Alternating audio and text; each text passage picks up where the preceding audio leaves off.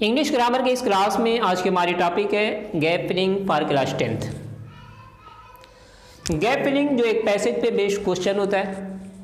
Passage में जो होता है 4 ब्लैंक होता है और हर ब्लैंक के लिए 4 ऑप्शंस होते हैं। उस ऑप्शन में से कोई एक ऑप्शन सही होता है जो इस ब्लैंक में फिल करना होता है।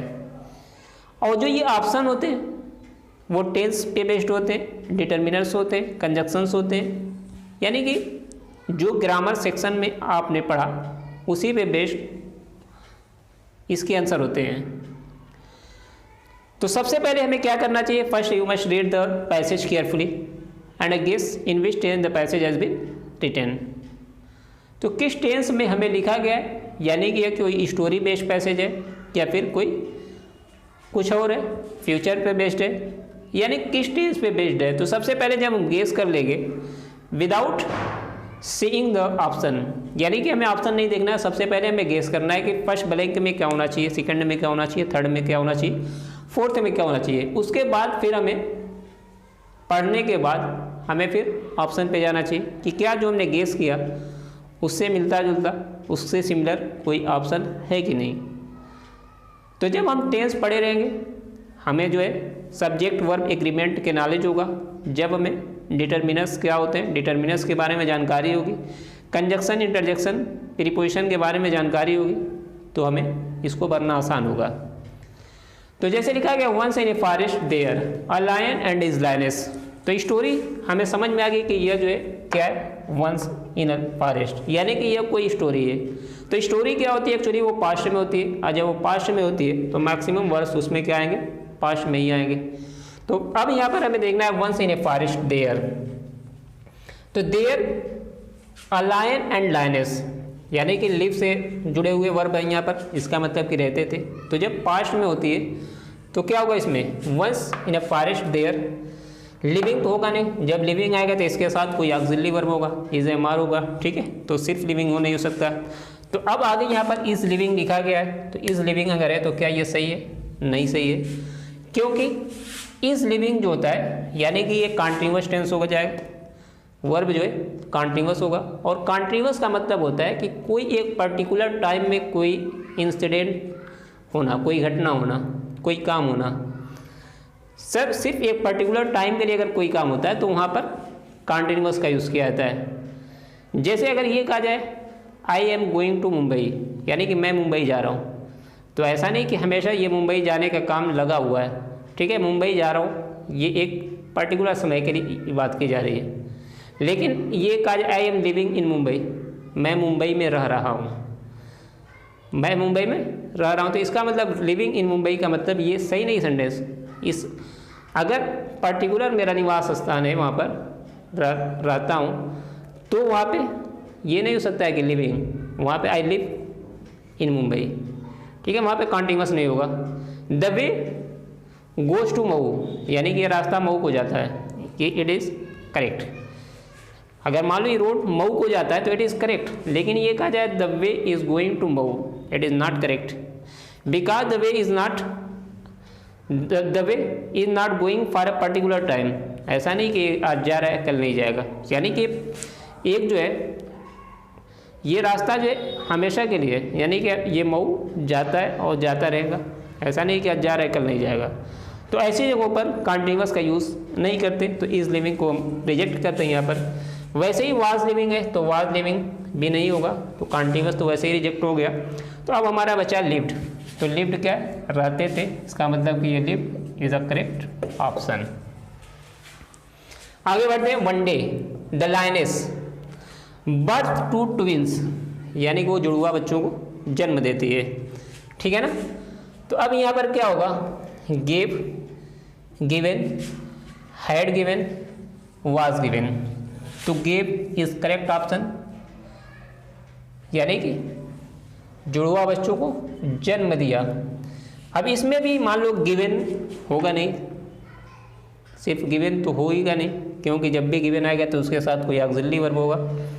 हैड गिवन है, लेकिन हैड गिवन जो होता है ये पास्ट परफेक्ट है। पास्ट परफेक्ट का मतलब होता है किसी एक पर्टिकुलर घटना से पहले कोई घटना होना, यानी कोई एक घटना से पहले अगर कोई घटना होती है, यानी कि 2 काम होते हैं, एक पहले एक बाद में, तो वहाँ पर जो होता है पास्ट परफेक्ट का यूज़ किया जाता है, लेकिन यहाँ पर ऐसा कोई नहीं, तो इसलिए यहाँ पर क्या होगा, गेव का यूज़ किया जाएगा, जो कि करेक्ट ऑप्शन है।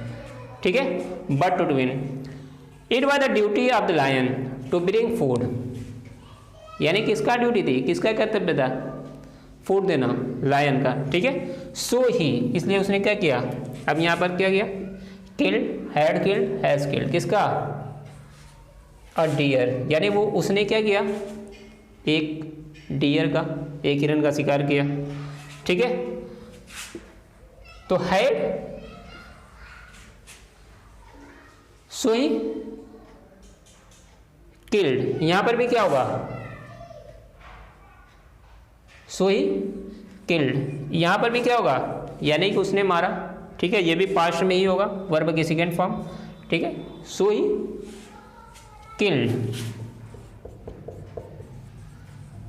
किसको मारा, a deer that in his way, that come आता है, केम आया, हैड कम या इज कमिंग, यानी कब मारा, जब वो आया तब उसने मारा। तो यहाँ पर क्या होगा, यानी कि क्या हुआ, वो हिरन आया और उसने मारा, यहाँ पर दो काम हो रहा है, वो मार रहा है, वो हिरन आ रहा है, तो यहाँ पर पास्ट परफेक्ट का यूज होगा, जो कि करेक्ट है। ठीक है, इन इज वे। ठीक है, gave it to the lioness, और उसने क्या किया, इसे जो है लायनेस को दे दिया, हिरनी को दे दिया। तो अब यहाँ पर जो कंजक्शन होगा, बट तो होगा नहीं। ठीक है, आर होगा नहीं, या दे दिया, क्यों दे दिया, बल्कि एंड जो करेक्शन है ये सही है। तो इस तरह से ये पैराग्राफ हमारा कंप्लीट हुआ। सारे ऑप्शन अगर सही होते हैं तो हमें फुल मार्क्स मिलते हैं। ठीक है, तो अगर हम इस पर थोड़ा सा ध्यान देंगे, हमें टेंस के बारे में, कंजक्शंस के बारे में, डिटर्मिनर्स के बारे में अगर जानकारी है तो हम इसे बहुत आसानी से कर सकते हैं। नेक्स्ट पैसेज है, the modern student, the importance physical exercise,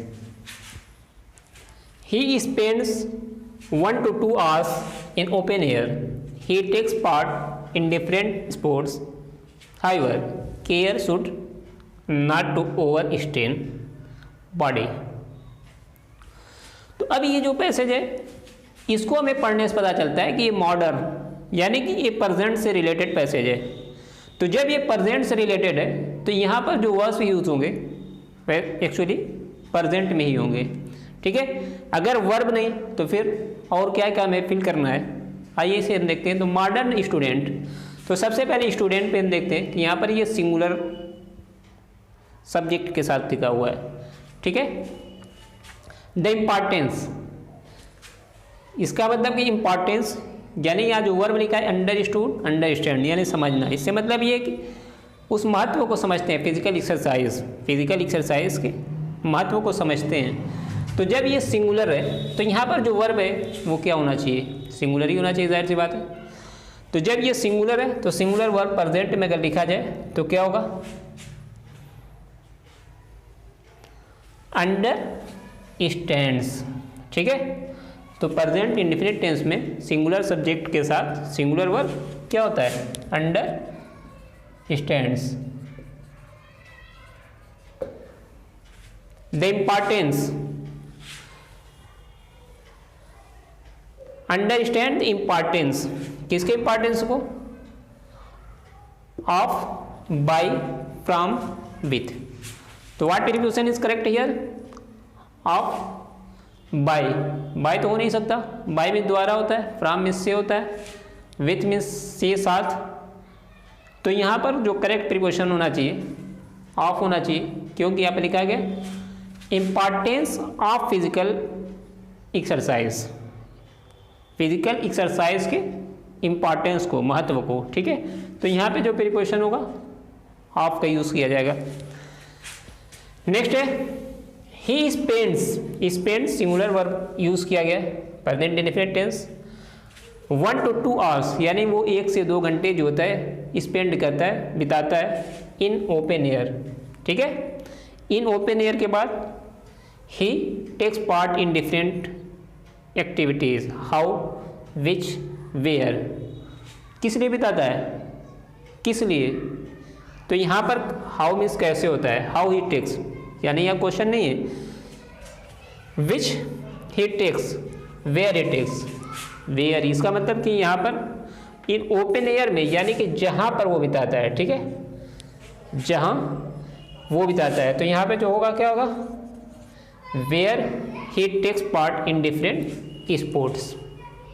however care should, अब यहाँ पे should be taken, care should be taken, ये सेंटेंस जो होता है पैसिव वॉइस में। तो जब पैसिव वॉइस में तो यहाँ पर बी आना ही चाहिए, शुड के साथ बी आता ही है। तो बी देखा जाए किसमें किसमें दिया गया, इसमें नहीं है, इसमें नहीं है, इसमें भी नहीं है, यानी दिया गया किसमें, बी टेकन। और जब पैसिव वॉइस होगा तो वर्ब की थर्ड फॉर्म लाजमी है, ठीक है। तो बी टेकन यहाँ पर कर देंगे, बी टेकन नॉट टू ओवरस्टेन और एंड द सम। तो यहाँ पर क्या होगा, यहाँ पे आर्टिकल डिटर्मिनर का यूज़ किया गया, over strain the body, the body यानी खुद की बॉडी, ठीक है, यानी कि यह डिफिनिट आर्टिकल का यूज़ होगा यहाँ पर, और बॉडी होगा नहीं, क्योंकि यहाँ पर किसी के बारे में बात की जा रही है ऑलरेडी, मॉडर्न स्टूडेंट के बारे में। तो यहाँ पर एन भी नहीं होगा, ए एन तो रिजेक्ट हो जाएगा, वैसे ही सम भी नहीं होगा, सम मीन्स कुछ। तो यहाँ पर जो करेक्ट प्रीपोजिशन है, ये करेक्ट आर्टिकल है, वो क्या होगा, द। तो इस तरह से हमने दो पैसेज को सॉल्व करके समझने की कोशिश की कि किस तरह से इस तरह के अगर पैसेज आते हैं तो हम उसे सॉल्व करते हैं। तो हमें मजबूती होनी चाहिए जिन चीज़ों पर, टेंस पर, प्रीपोजिशन पर पकड़ होनी चाहिए, कंजक्शन यानी पार्ट्स ऑफ स्पीच के सभी पार्ट पर, डिटर्मिनर्स पे हमें पकड़ होनी चाहिए, मजबूती होनी चाहिए। तो इस तरह से हम किसी भी इस तरह के पैसेज को आसानी से कर सकते हैं। Thank you.